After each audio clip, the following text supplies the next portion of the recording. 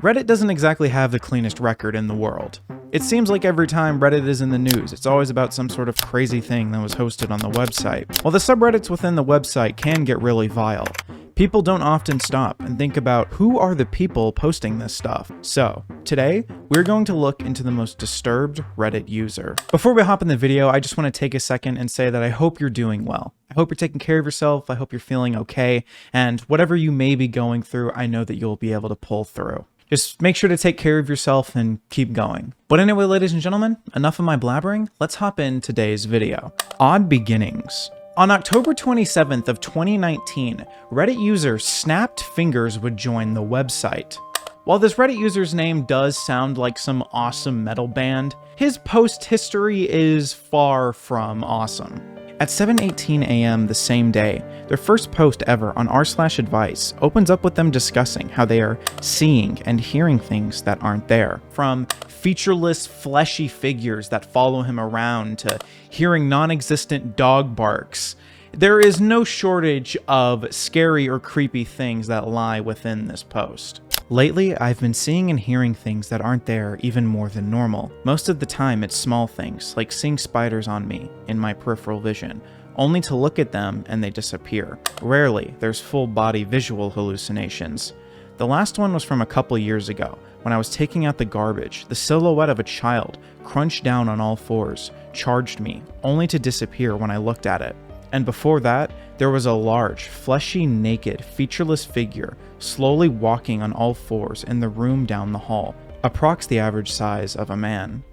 All throughout my childhood, I would have this thing that would go in my ear.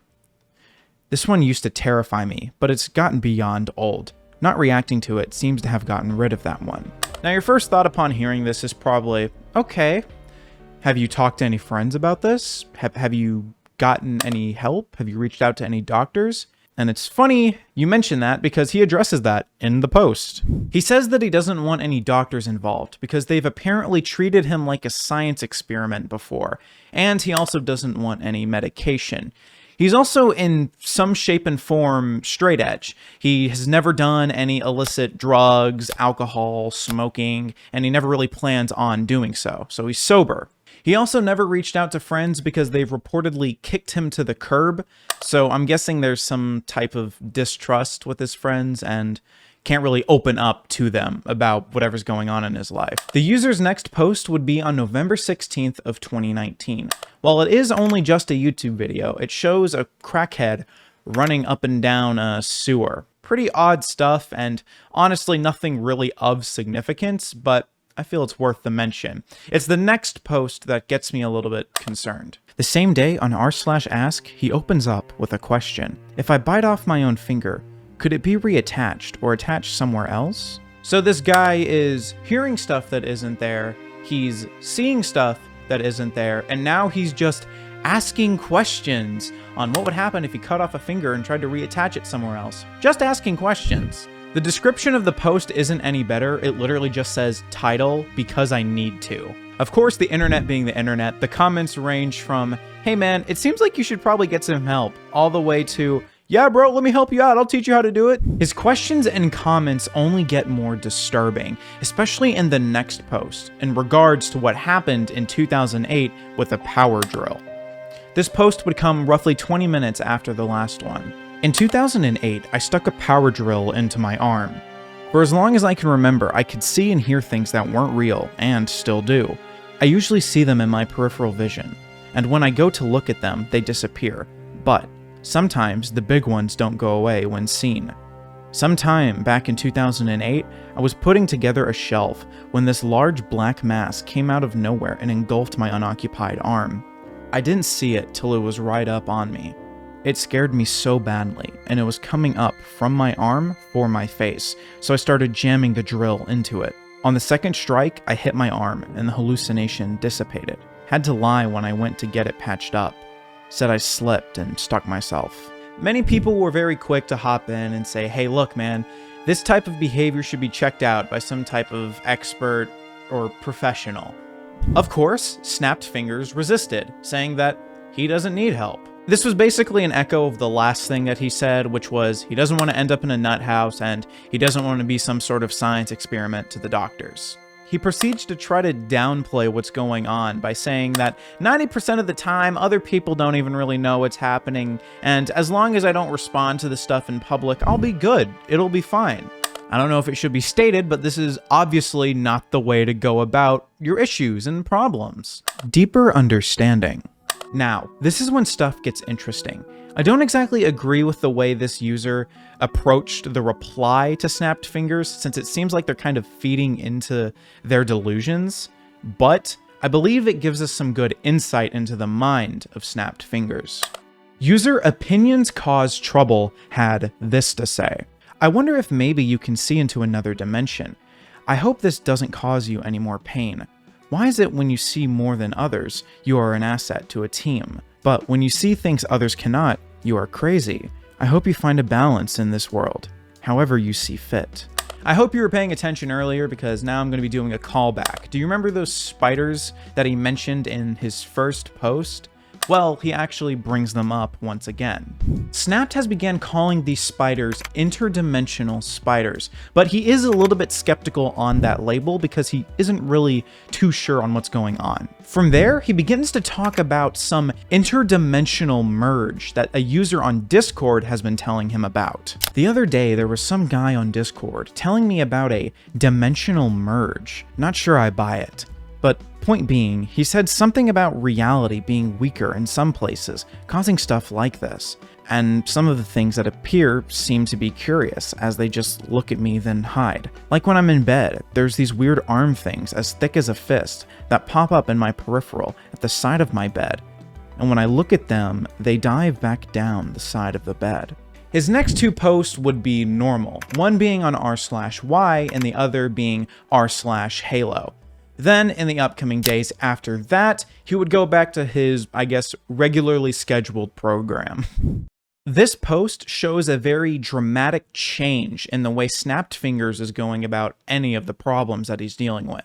On November 24th of 2019, he would make a post in r/ritualistic Reddit. Here is what he said. How much of you do interdimensional beings require to leave you alone for good? Blood ritual. This entire post details how he's had conversations with these experts on Discord that would fix these hallucinations, or rather these interdimensional beings, as he calls them. These experts claim that Snapped has to give some type of portion of himself in order to get these interdimensional beings to leave him alone. He then starts to mention how he is a little bit skeptical on whether or not this type of thing would even work. And I guess I can appreciate that. He's not just hopping in willy-nilly about potentially doing like a blood ritual or something. He's a little bit skeptical. This post is very important because Snapped no longer believes that these are just hallucinations. The people on Discord, these experts, have convinced him that these are real. These are actual interdimensional beings that are trying to get to him. Knowing now that this isn't hallucinations like I once thought, but interdimensional beings, I seek others who might have experience with banishing them, and hopefully there's a solution that's less extreme. Similarly to our last scenario, we would have two more normal posts, and then one more discussing these interdimensional beings. On January 19th of 2020, SnappedFingers would take to r/askreddit and ask this question. If you see interdimensional beings, how do you deal with them? This post wasn't too engaging in terms of the comments, the most popular one saying that you should have intercourse with them. 3 minutes later though, Snapped would post an r/advice. How do I go about banishing interdimensional beings more effectively? For context, no, this is not medical. At first I thought butt was hallucinations, but this is not the case. I met some experts on this site that assured me that these are in fact interdimensional beings. With that out of the way, I came to ask about better ways to banish interdimensional beings. Currently, I only know the two methods listed below, but they either require hassling the local church, which kicked me out, see Viridian's method, and making a big mess or putting myself in peril, Viridian's method. Currently, I'm using the method of mixing turpentine, a bit of my own blood, and holy water. A small glass enough to banish smaller interdimensional beings, but not larger ones. Master Guy's method. The other method can banish larger interdimensional beings, but at the cost of a part of oneself being sacrificed to the entity. Frankly, this method is too risky. Ended up with a hospital stay over it, among other BS. Sorry, Master Geese. I appreciate the advice, though. This post would eventually get removed by moderators, but can easily be recovered through various tools online. Almost all of these comments are begging SnappedFingers to get help, that he's mentally unwell, he needs to see somebody, that this is not okay, and that you shouldn't be hurting yourself for whatever interdimensional beings are trying to get to you. One comment that I found to be very interesting was one saying that Snapped is actually being manipulated. Snapped obviously would get on the defense, saying that this is absolutely not the case, and that the people on the 4chan board Paranormal have been really nice to him and helping him understand what's going on. Fascinatingly, Snapped would kind of begin to see things through a new lens though, saying stuff like this. This has been kind of a wake-up call. These last 2 months I've been really off the deep end. I think I'm gonna get some appointment booked when they open again. Unfortunately, I'm unsure whether or not Snapped would actually go through with this appointment. I would like to bring attention to a comment at the very bottom of this Reddit post from a now currently deleted Reddit account. Using a recovery tool, we can tell that this user's name is days long past and is telling Snap to get on Discord and that it's mission critical. I think it's pretty safe to assume that this is one of the people that was manipulating Snapped, especially when you take a look at their interaction. Chief, please check your DMs. Discord, it's mission critical. I'll call you guys later, but I want to know the truth now. No BS. It's super late in my end at the moment. I need to crash. Just be sure you check your DMs, Chief, and don't worry, everything will make sense. If you'll still be on for a bit, let's continue this on either Discord or DMs. The Paris Catacombs. So these next few Reddit posts do have a lot in common, and because of this, I'm going to speak with them with a lot more fluidity. If you want to check out the posts, they are online. SnappedFingers would take to Reddit on multiple occasions, talking about hell portals that lie within the Paris Catacombs, and how interdimensional beings lie within them, and that he needs to close said portal. Snapped would go on from discussing the closure of these portals and how to get assistance from Jesus and how to find unofficial travel routes of the Paris Catacombs. I'll be honest, I'm not a psychiatrist of any kind, but with what I'm about to read to you, I'd like to say that this reeks of schizophrenia. Obviously, you draw your own conclusions, but I don't know, man. I don't know. Advice for traversing unofficial routes in the Paris Catacombs. In a few short days, I will be traveling via an alternative means to Paris to bypass the lockdown. I am making this trip to shut down the hell portal deep within the Paris Catacombs. This portal is responsible for enabling an interdimensional hell incursion into our world. The twisted beings coming from this portal cannot be seen by all, but I can see them, and they aren't quite nice. They reach under your door and charge at you, or if they're small, crawl all over you. I'm considering a small chainsaw for limb sacrifice if I'm cornered by a large interdimensional being and need a quick out, but I don't have any means of halting the bleeding. Snapped would go on to post 2 more times, one being that he's possessed and needs to be cured, and the other being how he doesn't have enough funds to go into the Paris Catacombs and seal that portal. His final post would be on May 5th of 2020 at 6:08 a.m. No comments. No posts, no activity. The return. On May 20th of 2022, Snapped would log into his account and would post in a few different subreddits.